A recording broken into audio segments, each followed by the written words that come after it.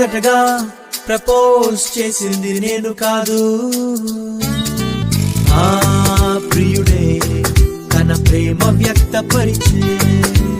మొదటగా ప్రేమించింది నేను కాదు, నా యేసే తన ప్రేమ వ్యక్తపరిచే. కోరినాడు, పిలిచినాడు, నేను ఏదో మంచి వ్యక్తినైనట్టు. కుమ్మరించే ప్రేమ మొత్తం నేను తప్ప ఎవరూ లేనట్టు.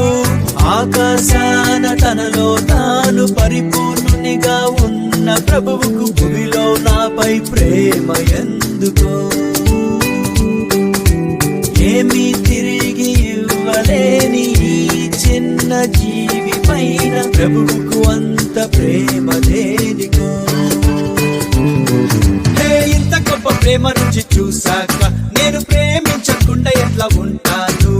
అంత గొప్ప ప్రేమ చూపు ప్రేమికునికి ఐ లవ్ యు చెప్పకుండా ఎట్లా